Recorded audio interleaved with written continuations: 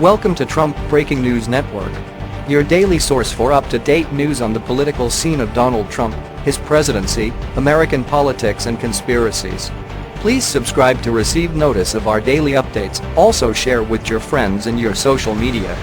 We encourage you to like our videos and give your comments. This is TBNN.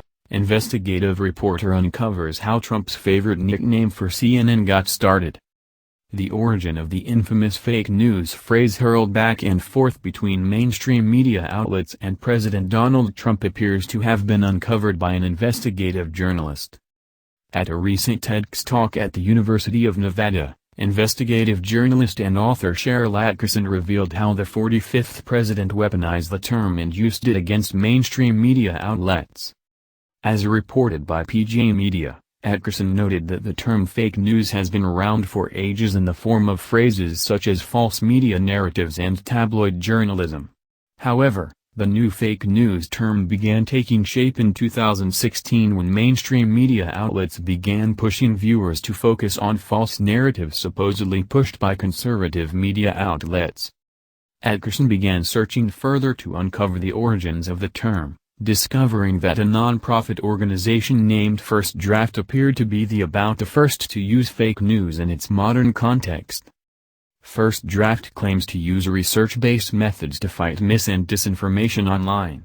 But, as noted by Attkisson, the organization had a major donor in the form of Google. More on that later. On September 13, 2016, First Draft announced a partnership to tackle malicious hoaxes and fake news reports, Attkisson said during her TEDx talk. The goal was supposedly to separate wheat from chaff, to prevent unproven conspiracy talk from figuring prominently in internet searches, to relegate today's version of the alien baby story to a special internet oblivion. Then, according to Attkisson, former President Barack Obama interjected himself into the conversation of outing malicious media outlets.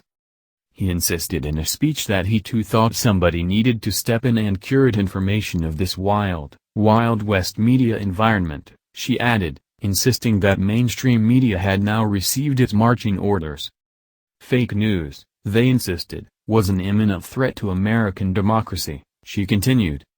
The investigative journalist then asked the crowd to ponder this possibility: what if the whole anti-fake news campaign was an effort on somebody's part to keep us from seeing or believing certain websites and stories by controversializing them or labeling them as fake news? As mentioned earlier, Google was a big donor to the small non-profit First Draft. Attkisson discovered that Google's parent company, Alphabet, was headed by a man named Eric Schmidt.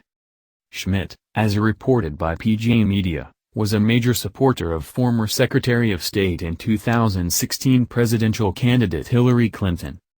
According to Attkisson, the whole thing smacked of the rollout of a propaganda campaign, but it inevitably backfired as Trump began flipping the term and using the fake news moniker against the media outlets who originally aimed it at him and his party. But something happened that nobody expected. The anti-fake news campaign backfired, she said. Each time advocates cried fake news, Donald Trump called them fake news until he'd co-opted the term so completely that even those who were originally promoting it started running from it, including the Washington Post. Attkisson provided the audience with warning signs that massive corporations may be trying to manipulate their views and opinions. The first warning sign she described is when media outlets attempt to reshape or outright censor facts as opposed to reporting them.